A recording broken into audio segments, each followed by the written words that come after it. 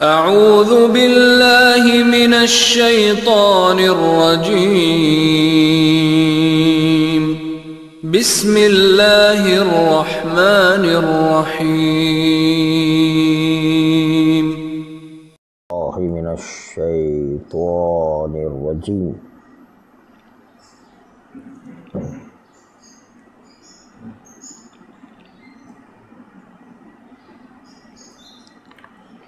بسم اللہ الرحمن الرحیم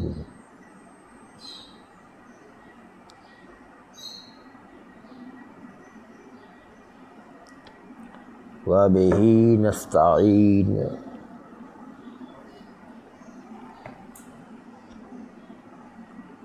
وہو خیر معین۔ صحیح مسئلہ آغا خوئی کے نزدیک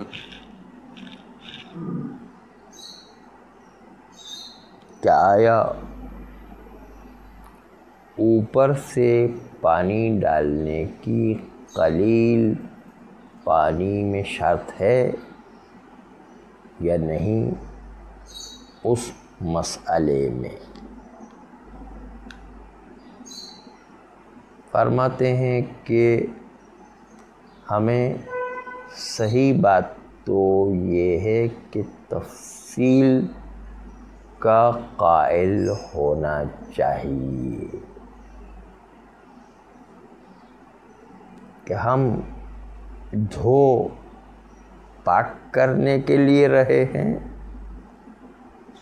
یا دھو پاک کرنے کے لیے نہیں رہے ہیں، بلکہ اس کے عدد کو مکمل کرنے کے لیے دھو رہے ہیں۔ تو ایک غسل مطہر ہے، ایک غسل غیر مطہر ہے۔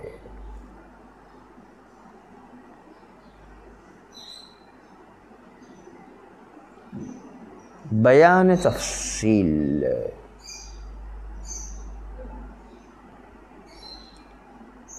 قاعدہ کہ جو ہمارے ذہنوں میں مرتکز و راسخ ہے، متشرعین کے اذہان میں جو شریعت پر عمل کرنے والے لوگ ہیں،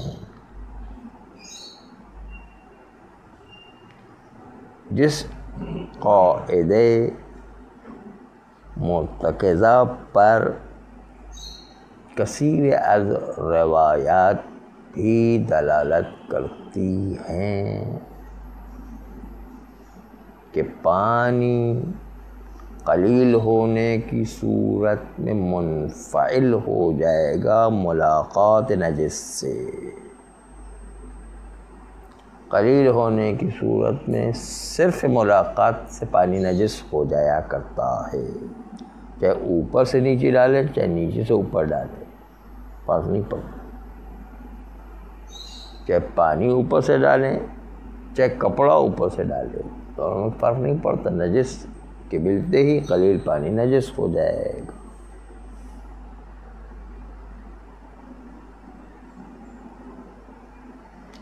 جب کپڑا بالٹی میں ڈالا، جو پانی سے بھری بالٹی تھی، نجس کپڑا جاتے ہی پانی پورا نجس ہو جائے گا،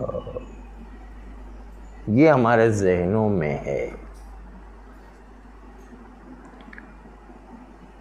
یہ قاعدہ مرتکزہ کہ پانی فوراً نجس ہو جاتا ہے، تقاضا کرتا ہے کہ ہم حکم کریں کہ پانی نجس ہو گیا بالٹی کا، جیسے ہی نجس کپڑا بالٹی میں آیا،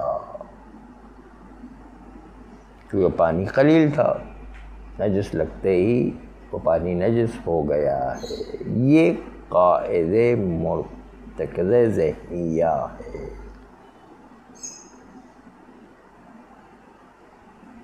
جب پانی نجس ہو گیا تو لا محالہ تطہیر اس پانی سے میسر نہیں آ سکتی۔ سکتی ہے، کیونکہ پانی نجس ہو گیا تو کیسے تطہیر انجام دیں گے اس پانی کے ذریعے سے۔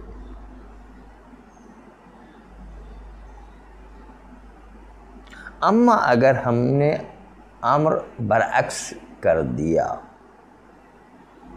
اور پانی کو نجس پر اوپر سے ڈالا، پانی اوپر سے پانی ڈالا نجس پر، تو قاعدہ مرتکزہ کے قلیل پانی کے نجس سے لگنے کے ساتھ ہی قلیل پانی نجس ہو جاتا ہے۔ اس کے تقاضے کے مطابق اوپر سے جو نیچے پانی ڈالا اس میں بھی پانی نجس ہی ہو جائے گا، یار وہ بھی قلیل ہے، جتنا جتنا لگتا جائے گا پانی نجس ہو جائے گا۔ جیسے پہلی والی مثال میں پیش کی کہ بالٹی میں کپڑا ڈالے تو بالٹی کا پانی نجس ہو جاتا ہے، اسی طرح اوپر سے ڈالے پھر بھی نجس جو ہے اس میں پانی قلیل ملتی وہ بھی نجس ہو جائے گا۔ یہ دونوں ایک جیسے ارتکاز رکھتے ہیں کہ پانی قلیل نجس سے ملتے ہی فوراً نجس ہو جائے گا، چاہے اوپر سے ڈالے چاہے نیچے سے، اوپر سے جو ہے پانی ڈالے چاہے بالٹی کے اندر کپڑا ڈالے، دونوں صورتوں میں قلیل پانی نجس سے ملتے ہی نجس ہو جائے گا۔ یہ ارتکاز تو ہے جی، ہاں پائپ سے ڈالے پھر بھی جو قلیل پانی ہے، پائپ کا پانی قلیل ہے، ہاں لیکن وہاں ٹنکی دیکھنا پڑے گی کر ہے یا نہیں ہے، اگر کر نہیں ہے تب بات ہم کر رہے ہیں، ہم بات کر رہے ہیں کہ قلیل ہو یا نہیں، تب کی بات ہے تو جی قلیل، ہاں کیونکہ ہماری بحث ابھی قلیل میں چل رہی ہے، ہماری کر میں بات نہیں چل رہی ہے۔ ہاں بالٹی میں ڈالیں یا لوٹے کے ذریعے سے اوپر سے ڈالیں، دونوں، یہ مثال اچھی ہے لوٹے والی اور بالٹی والی ہے، ہاں یہ دونوں قلیل ہیں، دونوں صورت میں نجس ہو جائے گا۔ دونوں صورت ارتکاز تو یہی ہے کہ قلیل پانی جیسے ہی نجس سے ملے گا نجس ہو جائے گا۔ الا مگر یہ کہتے ہیں کہ مگر یہ کہ الا میں استثناء آیا ہے، اوپر سے نیچے پانی ڈالنے میں ایک استثناء آیا ہے۔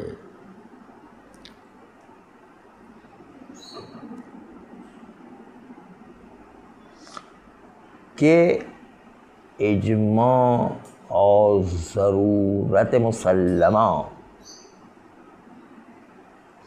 دونوں تقاضا کرتے ہیں کہ اس قاعدہ مرتکزہ میں استثناء قائم کیا جائے۔ قاعدہ مرتکزہ کیا تھا کہ قلیل نجس سے لگتے ہی نجس ہو جاتا ہے، یہ قاعدہ مرتکزہ ہے، اس کے اندر اجماع اور ضرورت مسلمہ یہ ہے کہ وہ ایک استثناء رکھتا ہے، نجس ہو جاتا ہے لیکن ایک استثناء رکھتا ہے قاعدہ مرتکزہ، اس کے دو فرض ہیں، ایک استثناء ہے، ہاں ایک استثناء ہے۔ تو اس قاعدے کو تخصیص دیں گے، کون سا قاعدہ مرتکزہ کو؟ قاعدہ مرتکزہ تھا کہ قلیل نجس سے لگتے ہی نجس ہو جائے گا، اس قاعدہ مرتکزہ کو استثناء کیا ہے اجماع نے اور ضرورت نے۔ ضرورت نا بدیہیات فقہیہ ہے،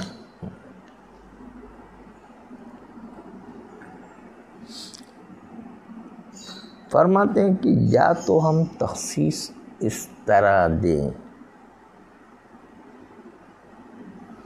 کہ کہیں کہ ٹھیک ہے نجس ہو جاتا ہے، قلیل پانی نجس سے لگتے ہی، لیکن یا تو ہم اس طرح استثناء میں ملتزم ہو جائے کہ غسالہ مطلقاً نجس نہیں ہوتا قلیل پانی میں.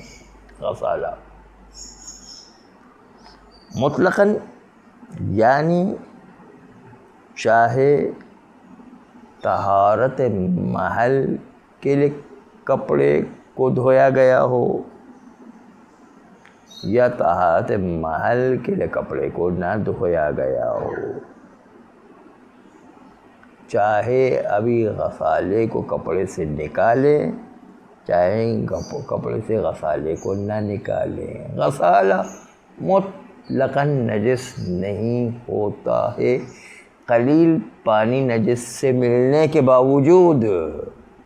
دیکھیں قلیل پانی نجس سے ملنے سے نجس ہوتا تھا، ارتکاز ذہنی تو یہی تھا نا، لیکن یہ کہیں کہ غسالہ نجس نہیں ہوتا ہے، قلیل پانی کے باوجود غسالہ نجس نہیں ہوتا ہے.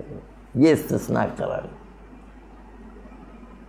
مطلقاً چاہے غسالہ کو نچوڑ کے جدا کیا جائے یا غسالہ کپڑے کے اندر ہی موجود ہو، چاہے غسالہ تطہیر لباس کی نیت سے ہو یا تعدد مکمل کرنے کی نیت سے ہو، کسی طرح وہ اندر کا غسالہ نجس نہیں ہوتا ہے مطلقاً.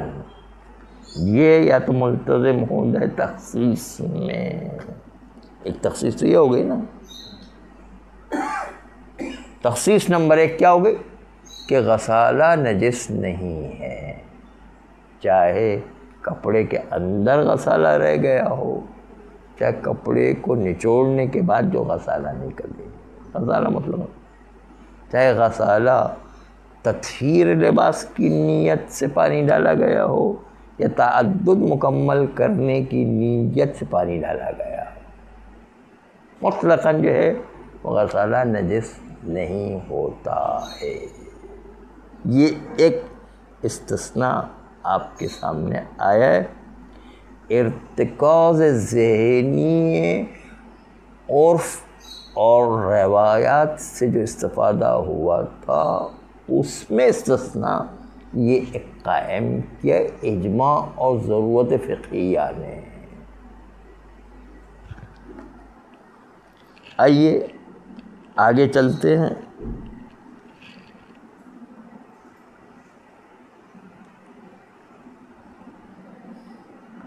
جیسے کہ غسالے کا مطلقاً نجس نہ ہونا، ہم نے یعنی آخوئی نے اختیار کیا ہے کہ جب کپڑے کو پاک کرنے والا دھونا ہو آخری والا، یا جو ایک ہی دفعہ میں کپڑا پاک ہو جاتا ہے آخری والا، یا ایک دفعہ میں پاک ہونے والا کپڑا، اس کے اندر ہمارا نظریہ یہی ہے کہ قلیل پانی نجس سے لگنے کے باوجود پانی نجس نہیں ہوگا. غسالے والا چاہے اندر ہو چاہے باہر نکلے دونوں جو ہے نجس نہیں ہوگا. کہاں پر؟ جب کپڑے کو پاک کرنا ہے تب، پاک کرنے والا دھویا جائے تب، نہ تعدد کو مکمل کرنے والا. آپ سمجھتے ہیں لیکن نچوڑنا بھی ضروری سمجھتے ہیں. ہاں وہ جو ہے نچوڑنا ضرور سمجھتے ہیں، لیکن غسالہ پاک ہے، چاہے اندر والا ہو کپڑے کے اندر والا چاہے نچوڑ کے نکالا جائے. اور کوئی کہتے جب کپڑا پاک کرنے کا آخری مرحلہ آ گیا تو دونوں غسالہ پاک ہے. یہ دونوں غسالہ اندر بھی اور جو باہر نکل رہا ہے وہ بھی. پاک ہی نہیں ہوتا. ہاں یہ جو ہے یہ پہلا استثناء قاعدہ مرتکزہ سے قرار دیا ہے اجماع اور ضرورت فقہ کے نتیجے میں. دوسرا استثناء سنیں اب.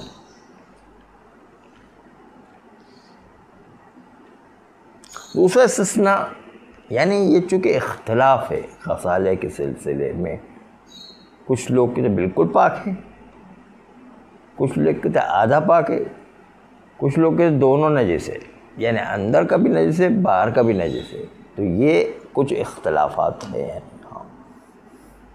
اس لیے غسالہ کے سلسلے میں جو اختلافی استثناء ہے اس کو بیان کر رہے ہیں۔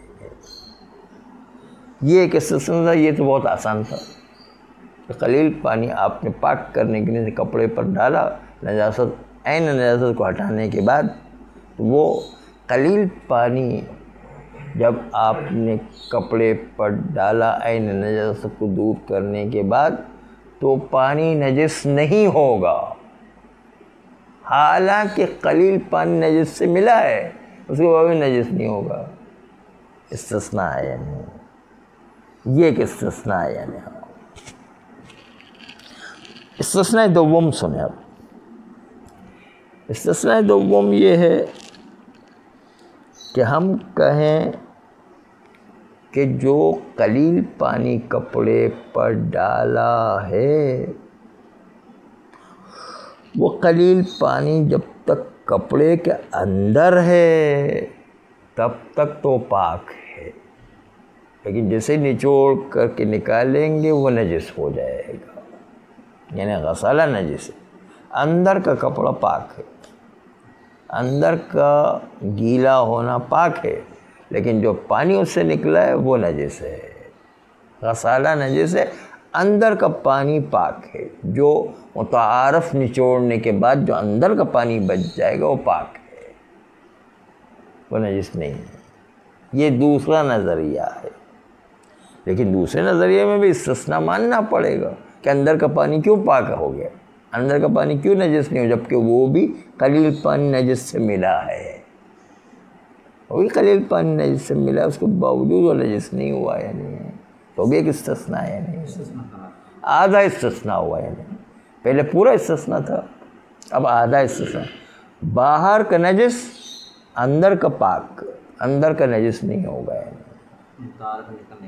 ہاں متعارف نکالنے کے بعد جو باقی ہے نہیں، وہ یہ بھی نہیں کہا انہوں نے کہا محل کے اندر جو پانی ہے وہ پاک ہے، جب تک نہیں نکالا ہے متعارف نہ نکالا اندر ہے تب تک وہ نجس ہے، ہاں جب تک اندر ہے وہ پاک ہے، یعنی اندر ہے تب تک وہ نجس نہیں ہوگا، الگ ہوگا وہ نجس ہوگا۔ اندر ہونے والا چاہے آپ نچوڑے یا چاہے نہ نچوڑے، اندر ہونے والا پانی نجس نہیں ہے، اندر والا کم محل میں دیکھیں عبارت پڑھتے ہیں، عبارت میں یوں لفظ ہے کہ بالالتزام بعدم نجاستها ما دامت فی المحل، محل یعنی کپڑے کے اندر جب تک رہے گا تب تک وہ پانی نجس نہیں ہوگا۔ وَيُحْكَمُ بِنَجَاسَتِهَا بِالْانْفِصَالِ، اور اس پانی کے نجس ہونے کا حکم کیا جائے گا جیسے اس کو پانی کو باہر نکالے، چاہے خود بخود پانی باہر نکلے چاہے نچوڑنے کے نتیجے میں باہر نکلے، جو باہر نکلا وہ نجس ہوگا، اندر والا پانی جو ہے پاک رہے گا۔ تو پاک رہنا بھی اور نجس نہ ہونا بھی تو استثناء ہے، کیونکہ قلیل پانی نجس سے تو لگا ہے نہیں، تو یہاں پر بھی استثناء ہے، یہ جو ہے نجس نہ ہونا یہ بھی استثناء ہے، ہاں یہ دوسرا استثناء تھا۔ اب تیسرے استثناء میں چلتے ہیں۔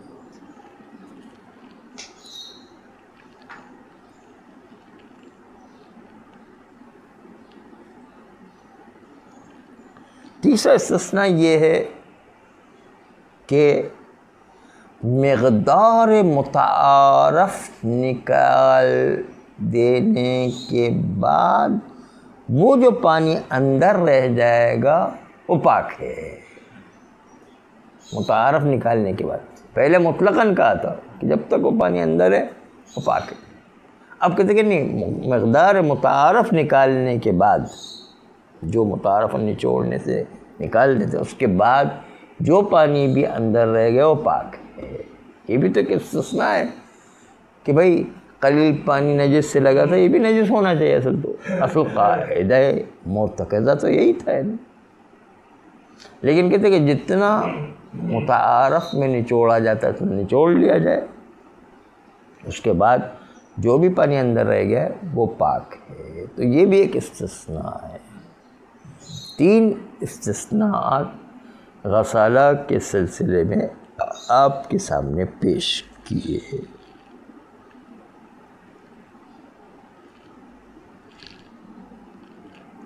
پھر ایک جملہ کہتے ہیں، یہ ضرورت فقہ اجماع بنا کیوں ہے؟ کہتے ہیں اگر یہ راستہ نہ نکالے تو کبھی کپڑا پاک ہی نہیں ہو سکتا ہے، کبھی پاک نہیں ہوتا، تو پھر تو کثیر پانی استعمال کرنا پڑے گا۔ قلیل پانی سے کبھی بھی کپڑا پاک نہیں ہوگا۔ بیچارے جہاں پر پانی بہت کم ہوتا ہے اس کے لیے تو مصیبت ہے، ان کے لیے کپڑے تو کبھی پاک ہی نہیں ہوں گے، یہ تو قلیل کا راستہ ہی بند کر دیں۔ یہ مسئلہ پیش آتا ہے کہ قلیل سے راستہ ہی بند ہو جاتا ہے۔ اب جو ہے مجبوری، یہ البتہ مجبوری کو روایات سے تائید لے کر لیا ہے نا، ایسے اجماع یا ضرورت فقہ قائم نہیں ہوا ہے نا۔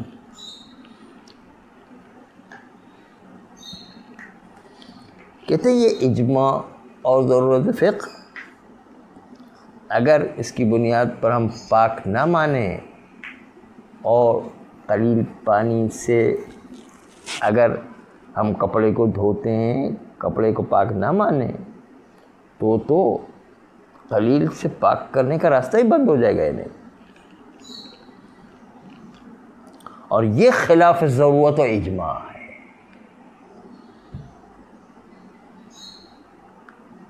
ضرورت انہیں بدیہیات فقہیہ، اجماع ایک قطعی جو مسلمین کے درمیان قائم ہے، ان دونوں کی مخالفت لازم آتی ہے اگر قلیل پانی سے ہم پاک نہ مانیں تو۔ اور چونکہ یہ ایسا ہی سمجھا ہے آقا سید مرتضیٰ نے،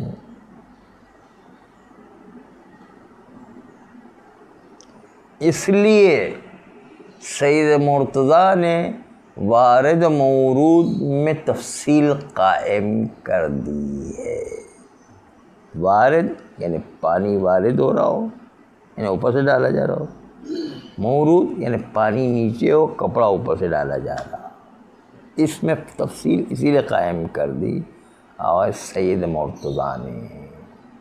اور کہا کہ جو کپڑا بالٹی میں ڈالیں گے تو نجس، اوپر سے لوٹے سے ڈالیں گے تو پاک۔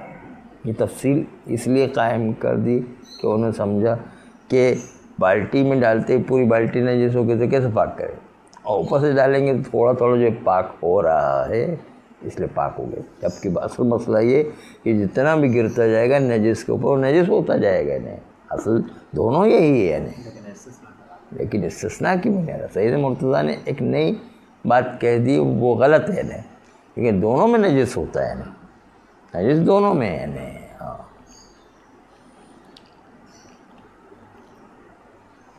بہرحال اس غلط فہمی کی بنیاد پر سید مرتضیٰ علیہ الرحمہ نے قدس سرہ نے ماء قلیل کے نجس ہونے کے سلسلے میں وارد و مورود میں فرق قرار دیا۔ وارد یعنی اوپر سے لوٹے کو وارد کیجئے پانی ہے، مورود یعنی بالٹی کے اندر کپڑا ڈالا جائے۔ انہوں نے نظر کی اس بات کے اوپر کہ پانی نجس ہو جائے گا جیسے ہی یہ پانی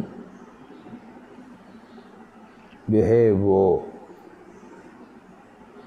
بالٹی میں گرے گا نجس ہو جاتا ہے، لیکن اگر ہم اوپر سے پانی ڈالیں اس کو بھی نجس مانیں، وہ یوں کہتے اوپر سے پانی ڈالیں اس کو بھی نجس مانیں تو باب تطہیر لباس بے ماء قلیل اس کو بند کرنا پڑے گا، اس لیے اوپر سے ڈالنے میں نجس نہیں ہوتا ہے۔ ایسی کپڑے کو بالٹی میں ڈالے تو نجس ہو جاتا ہے، وہی کہتے ہیں، انہوں نے یہ تفصیل قائم کی، اوپر سے ڈالنے میں نجس نہیں ہوگا لیکن بالٹی میں ڈالیں گے تو نجس ہو جائے گا، وہ یوں فرماتے ہیں۔ جی ایک اور راستہ نکالا ہوں۔ اور باب تطہیر منحصر پر جاری ہو جائے گا، وہ امر اثر، اور یہ ایک بہت اس و حرج کا کام ہو جائے۔ بس کوئی چارہ نہیں کہ ہم اگر قلیل پانی سے کبھی بھی کپڑے کو پاک کرنا چاہتے تو لوٹے کی طرح اوپر سے ڈالیں تاکہ پاک ہو سکے، بالٹی میں ڈالیں گے تو نجس ہو جائے گا۔ یہ تھا سارا مسئلہ اس وقت کہ جب دھونا پاک کرنے کی نیت سے کپڑے کو ہم نے پانی ڈالا تھا۔ اب گفتگو شروع ہوئی پاک کرنے کے لیے تعدد اوقات دھونے کی تکمیل کے لیے پانی کو ڈالا جاتا ہے، وہ ایک الگ مسئلہ ہے۔ تطہیر کے لیے پانی نہیں ڈالا جائے بلکہ یہ تعدد کو مکمل کرنے کے لیے پانی ڈالا جا رہا ہے۔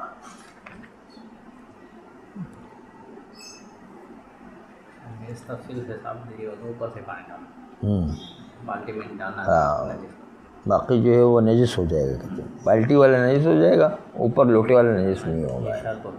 ہاں ان کا یہ نظریہ ہے، لیکن ابھی تک جو ہم نے استثناء اور ضرورت فقہ قرار دیا، اجماع قرار دیا، اس کے لحاظ سے دونوں برابر ہے۔ سید مرتضیٰ کی تفصیل کی ضرورت نہیں ہے، ہاں یہ دونوں نے استثناء قرار دیا کہ قلیل پانی اوپر سے نیچے، نیچے سے اوپر دونوں ہو سکتا ہے کہا۔ بالٹی والا تو نجس ہو جاتا ہے، تو یہ بھی نجس ہو جاتا ہے، استثناء ہے نہیں کیا؟ استثناء کی وجہ سے ہاں اوپر والے کو اٹھا دیتے ہیں۔ وہ انہوں نے کہا ہے، لیکن پہلی والی گفتگو میں ایسا ضروری نہیں ہے، بالٹی میں بھی جو ہے صحیح ہے۔ ہم آ جائیں اوپر ہوگی ٹائم، صلی اللہ علیہ